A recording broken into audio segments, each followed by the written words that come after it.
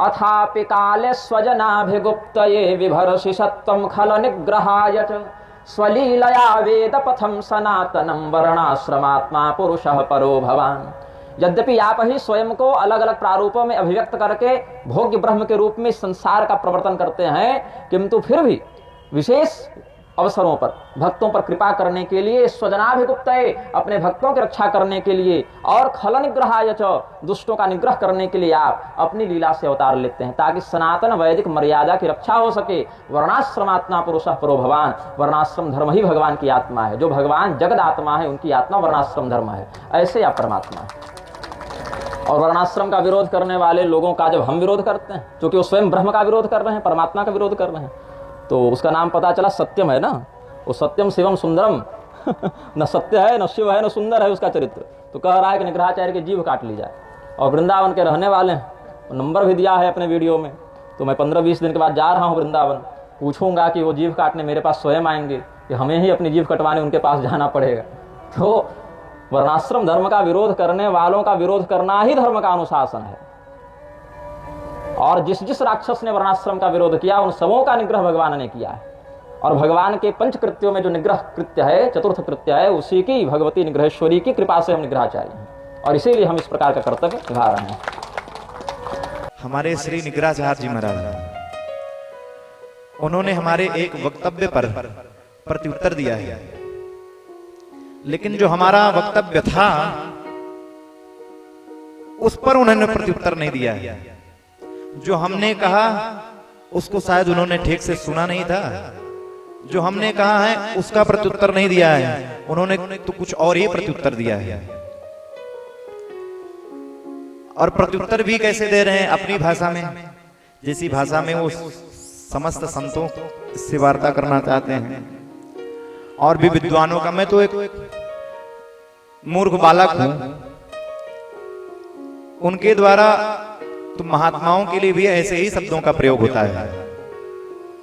तो ये तो विचार का विषय ही नहीं है, उनकी भाषा ही ऐसी है, कोई बात नहीं। लेकिन प्रत्युत्तर का विषय क्या है उसे तो आप एक बार समझ लेते, सुन लेते। आपने मुझे वृंदावन बुलाया है, मैं अवश्य आऊंगा। आप जब कहेंगे तब आ जाऊंगा, लेकिन एक स्वीकृति हो जाए हमारे तरफ से भी और आपकी तरफ से भी। आपने कहा था कि मैंने अपने किसी वक्तव्य में आपकी जिह्वा काटने के लिए कहा है।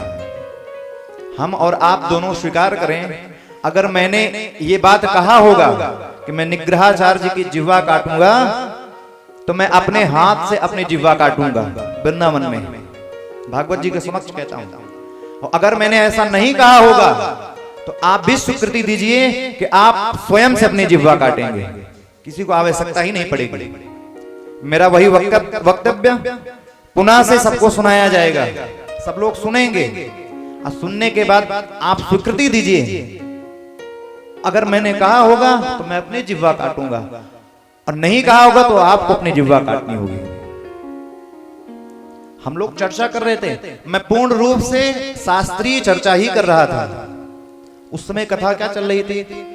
भगवती सती जी दक्ष प्रजापति को संबोधित करते हुए स्वयं कहती हैं, भागवत जी का ही श्लोक था वो, भागवत जी के चतुर्थ स्कंद के चतुर्थ अध्याय के 17वें श्लोक का विवरण चल रहा था। समय श्लोक स्वयं कह रहा है कि कर्णौ पिधाय निर्याद्यद कल्प ईशे धर्मा वितर्य श्रेणिभिर्निभिरस्यमाने छिन्द्यात् प्रसह्य रुसतीमसतीं प्रभुश्चे जिह्वामसूनपि ततो विसृजे सधर्मः।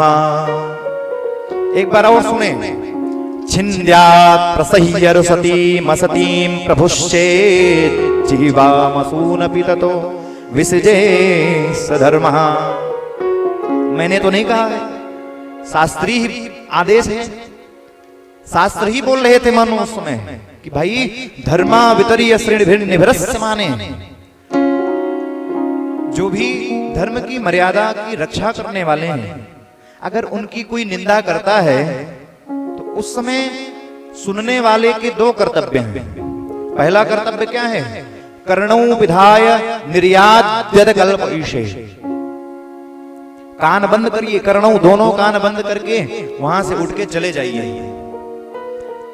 दूसरा कर्तव्य क्या है? छिन्द्यात् प्रसह्य रुसतीम अस्तीम प्रभुश्चेद जिह्वामसून पिततो विसदेस धर्मः। अगर आप में सामर्थ्य है तो ऐसे अमंगल रूप वाणी का, ऐसे अमंगल रूप जिह्वा का खंडन कर देना चाहिए। धर्म की मर्यादा की रक्षा करने वाले की जो निंदा करने वाली जिह्वा है उसको काट देना चाहिए। ये कोई मेरा वक्तव्य थोड़ी है, ये तो शास्त्रोल्लेखित है। आप भी देख लीजिएगा, भागवत जी के चतुर्थ स्कंद के चतुर्थ अध्याय के 17वें श्लोक को देखिएगा। अब मेरे वीडियो को फिर से सुनिएगा कि मैं आपकी जिह्वा काटने के लिए कह रहा हूं कि इस श्लोक का अर्थ बता रहा हूं।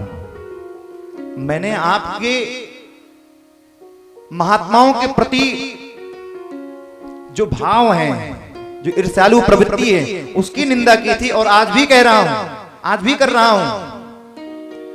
कोई धर्म की रक्षा के लिए निकला है, हम सारे हिंदुओं के लिए विचार कर रहा है, उसका आप सहयोग नहीं कर रहे हैं, मत करिए। लेकिन उसके इस कर्म का अपमान तो मत करिए, उसकी निंदा तो मत करिए। मैंने आपके लिए ये कहा है, ये आपको समझना चाहिए, स्वीकार करना चाहिए कि ये आपका अपराध है, आपकी गलती है, इसको स्वीकार करिए आप। मैं मानता हूं जब आप बड़े बड़े विद्वानों की कोई भी बात नहीं स्वीकार करते हैं, सबकी निंदा करते हैं, सबका अपमान करते हैं, मैं मानता हूं आप मेरा भी कभी भी सम्मान नहीं करेंगे। आप मेरे प्रत्येक वक्तव्य का खंडन करेंगे। क्यों? क्योंकि आप शास्त्रों की वही बात स्वीकार करना चाहते हैं जिन बातों के द्वारा आप दूसरे का खंडन कर सकें। शास्त्रों की इन बातों को आप कभी भी नहीं सुनेंगे, कभी भी नहीं समझेंगे। क्या शास्त्र ये नहीं कहते हैं कि किसी अन्य महात्मा का अपमान नहीं करना चाहिए? आप कभी मलूक पीठ वाले महाराज के लिए अभद्र भाषण करेंगे, अपशब्द का प्रयोग करेंगे, कभी किसी महात्मा के लिए, कभी किसी महात्मा के लिए आपके द्वारा कभी भी हमने नहीं सुना है किसी आक्रांता के लिए आपने कुछ बोल दिया हो। बांग्लादेश में हिंदुओं को ढूंढ ढूंढ करके मारा जा रहा है, बच्चियों के साथ बलात्कार हो रहा है, बच्चों को मार दिया जा रहा है। उनके लिए आपने वीडियो बनाया? नहीं बनाया। मैं आपके इस विचारधारा की अभी भी निंदा कर रहा हूं। मेरे ये वक्तव्य उस समय भी थे, अभी भी यही वक्तव्य हैं। मुझे आप वृंदावन आने की अगर धमकी देना चाहते हैं तो मैं स्वीकार करता हूं।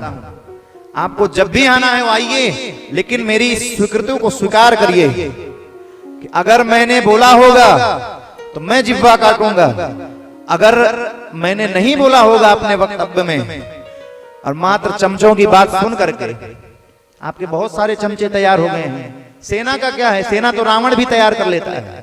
सेना का क्या है? सेना तो कंस भी तैयार कर लेता है। आपकी भी बड़ी भारी सेना है जो सब गुंडों की तरह बात करते हैं फोन लगा करके।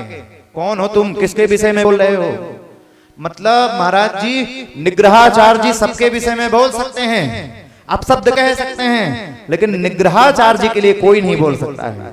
अगर कोई बोलेगा तो उसे धमकी दिलाई जाएगी, वीडियो के द्वारा आप शब्द कहा जाएगा।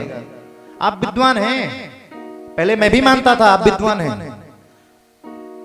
उनका आप वीडियो देखेंगे, उस वीडियो में कह रहे हैं कि कौन सत्यम, जिसमें ना सत्य है, न शिव है, न सुंदरम है। आप विद्वान हैं, एक वीडियो के द्वारा आप कैसे जान सकते हैं कि मेरे अंदर सत्य नहीं है? अगर सत्य नहीं है तो क्या भगवत वाणी झूठी है? क्या वेद वाणी झूठी है जिसमें कहा गया है कि प्रत्येक व्यक्ति के अंदर भगवान विस्थापित है और सत्य कोई और नहीं है, सत्य परमात्मा है। अगर मुझ में सत्य नहीं होता तो मैं जीवित ही नहीं रहता। आप कहते हैं मेरे अंदर शिवम नहीं है, शिवम कल्याणम। अगर कल्याण शब्द, शिव शब्द मेरे अंदर नहीं होता तो भगवान की कृपा प्राप्त करके मैं इस मंच में नहीं बैठ सकता।